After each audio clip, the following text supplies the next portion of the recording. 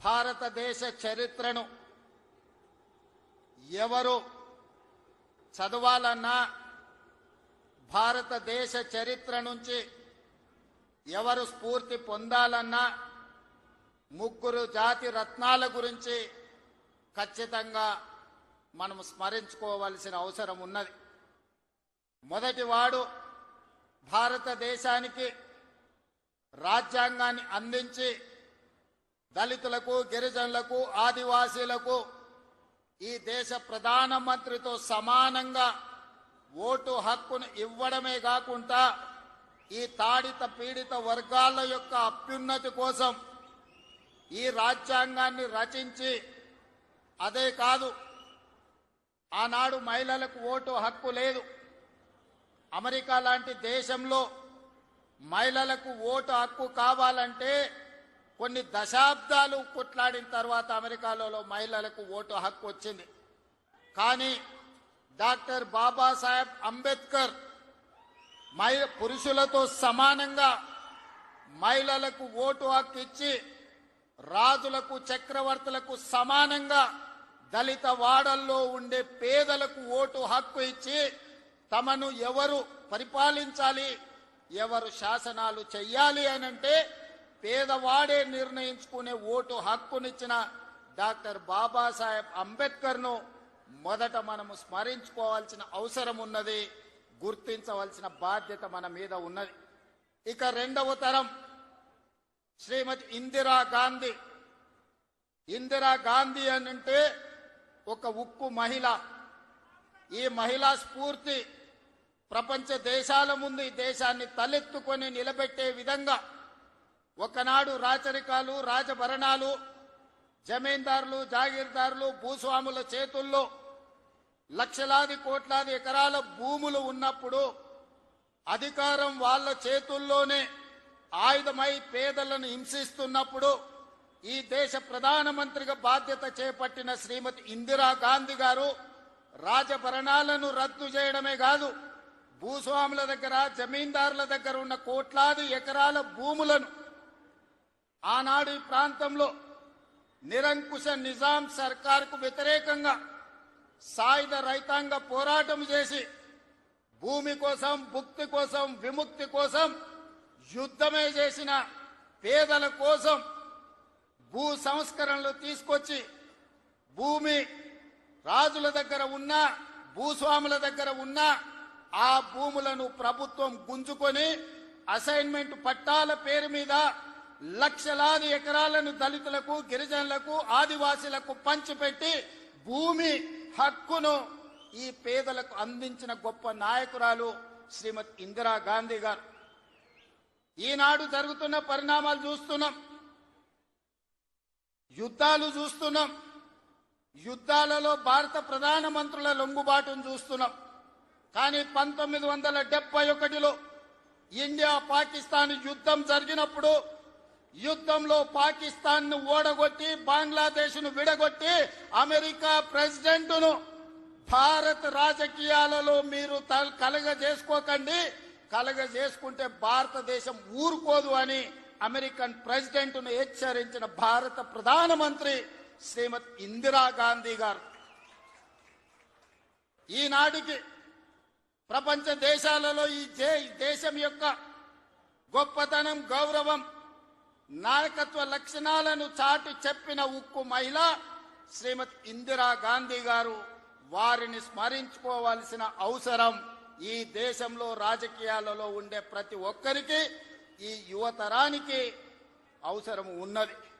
ఇక మూడో తరం, ఆ తరం గురించి నేను చెప్పాల్సిన అవసరం లేదు. మూడు పదాలు, ఎన్టీఆర్.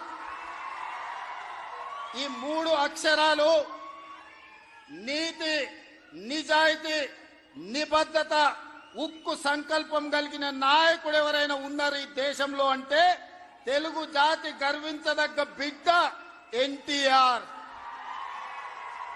డాక్టర్ బాబాసాహెబ్ అంబేద్కర్, శ్రీమతి ఇందిరాగాంధీ, అన్న ఎన్టీఆర్ ఈ భారతదేశ జాతి రత్నాలు. ఈ జాతి రత్నాలు ఈ దేశం ఉన్నంతకాలం, మానవుల మనుగడ ఉన్నంతకాలం వారి కీర్తి ప్రతిష్టలు, వారి నిర్ణయాలను మనం స్మరించుకోవాల్సిన బాధ్యత ఈ రోజు మన అందరి మీద ఉన్నది. మిత్రులారా, ఈనాడు ఈ కార్యక్రమం తీసుకుంటున్నప్పుడు చాలా మంది చాలా రకాలుగా మాట్లాడుతున్నారు. కాంగ్రెస్ పార్టీ ముఖ్యమంత్రి, పిసిసి అధ్యక్షుడు ఎన్టీఆర్ గారి విగ్రహాన్ని ఏ విధంగా ఆవిష్కరిస్తారు, లేదా ఎన్టీఆర్ గారిది ఆంధ్రప్రదేశ్ హైదరాబాదు నగరం నడిపొడ్డున ఎన్టీఆర్ విగ్రహాన్ని పెడతారా అని కొంతమంది మాట్లాడుతున్నారు. ఈ రోజు నేను స్పష్టంగా ఒక మాట చెప్పదలుచుకున్నా. కులాలకు, మతాలకు, ప్రాంతాలకు, భాషలకు అతీతంగా ఈ దేశం గర్వించదగ్గ నాయకుడు ఎన్టీఆర్. ఆ ఎన్టీఆర్ స్ఫూర్తి హైదరాబాదు నగరం నడిపొడ్డున వారి స్ఫూర్తితో పరిపాలన అందిస్తున్న మా ప్రభుత్వం అమీర్పేట్ చౌరస్తాలో మైత్రి వనంలో ఈ దారిలో వెళ్లే ప్రతి వాడికి ఒక స్ఫూర్తిని నింపడానికే ఈ రోజు వారి విగ్రహాన్ని ఇక్కడ మేము ఆవిష్కరించుకున్నాం. ఇది నింపడానికే ఈ రోజు వారి విగ్రహాన్ని ఇక్కడ మేము ఆవిష్కరించుకున్నాం. ఇది విగ్రహం కాదు, ఇది ఒక స్ఫూర్తి, ఇది ఒక గొప్ప అనుభూతి. ఒక ముఖ్యమంత్రిగా ఎన్టీఆర్ విగ్రహాన్ని ఆవిష్కరించడం అంటే నాకు జీవిత కాలం గుర్తుండిపోయే ఒక మధుర సంఘటన. ఎవరు ఏమనుకున్నా, ఎవరు ఎలాంటి విమర్శలు చేసినా నేను జడవదలుచుకోలేదు. నేను చెప్పదలుచుకున్నా, ఆనాడు శ్రీమతి ఇందిరాగాంధీ గారు ఈ తెలంగాణ ప్రాంతం నుంచి ఒక పివి నరసింహారావు గారిని, ఒక మర్రి చెన్నారెడ్డి గారిని, ఒక పి శివశంకర్ గారిని, ఒక వెంకటస్వామి లాంటి నాయకులను అందిస్తే ఈ తెలంగాణ ప్రాంతానికి అన్న ఎన్టీ రామారావు గారు ఓ మండవ, ఓ తుమ్మల నాయకత్వాన్ని తెలంగాణకు అందించిండు.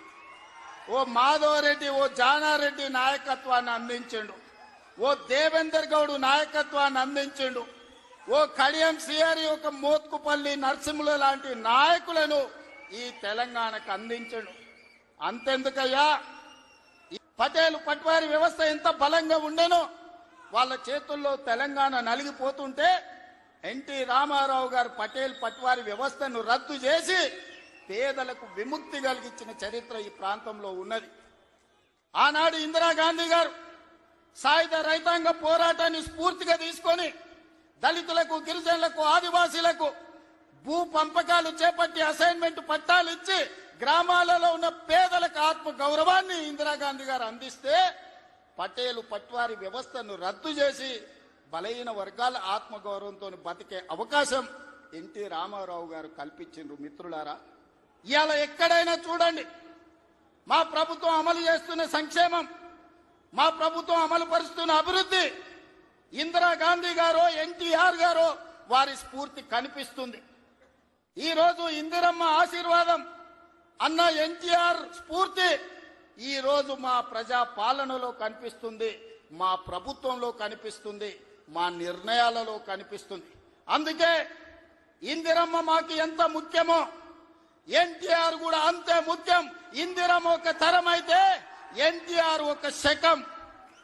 వాళ్ళిద్దరి కలయికనే ఈనాటి ప్రజాపాలన.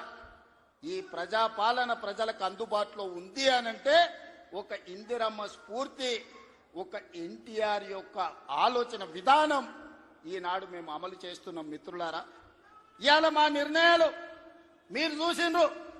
ఆడబిడ్డలకు ఆర్టీసీలో ఉచిత బస్సు కావచ్చు, ఆడబిడ్డలకి ఈరోజు అదానీ అంబానీలతో పోటీ పడి సోలార్ పవర్ విద్యుత్ ఉత్పత్తి కావచ్చు, ఆర్టీసీలో ఉచిత ప్రయాణమే కాదు, ఆర్టీసీ 1000 బస్సులు ఆడబిడ్డలను యజమానులను చేసి ఈ రోజు వాళ్ళని వ్యాపారాలలో రాణించే విధంగా చేసినాం.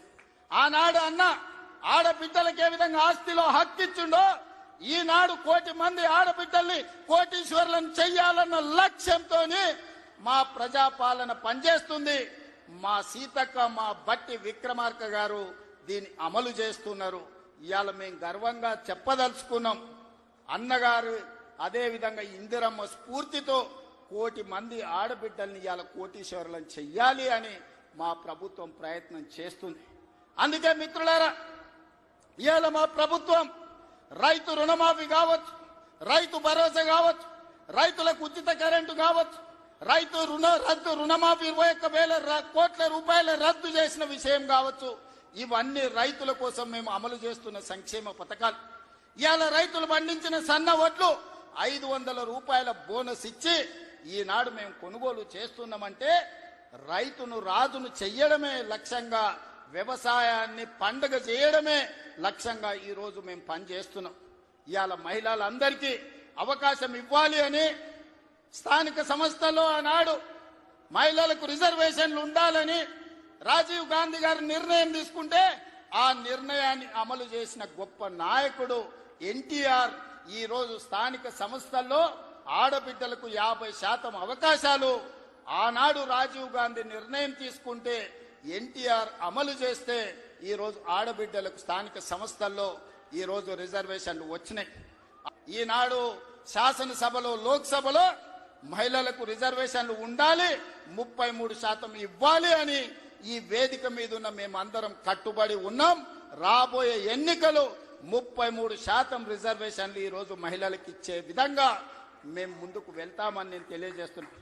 మిత్రులారా, ఆనాడు యువకులు 25-26 ఏళ్ల యూనివర్సిటీలో చదువుకున్న పిల్లలకు, మారుమూల ప్రాంతాలలో ఉన్న పేదలకు ఏ విధంగా అయితే ఎన్టీఆర్ గారు టికెట్లు ఇచ్చి గెలిపించిండో ఈనాడు మా ప్రభుత్వంలో కూడా ఒక మందుల సామెల్, ఒక ఎడమ బొచ్చు లాంటి వాళ్ళు అత్యంత నిరుపేదలు, ఇందిరమ్మ ఇండ్లలో ఉండే పేదలు రూపాయి లేకపోయినా టికెట్లు ఇచ్చి ఇవాళ ఎమ్మెల్యేలను చేసినాం. ఒక యువమిత్రుడు క్రీడాకారుడు గారి బ్యాచ్మేట్ నిజాం కాలేజీలో క్రీడాకారుణ్ణి ఇవాళ మంత్రిని చేసిన మహమ్మద్ అజారుద్దీన్ గారిని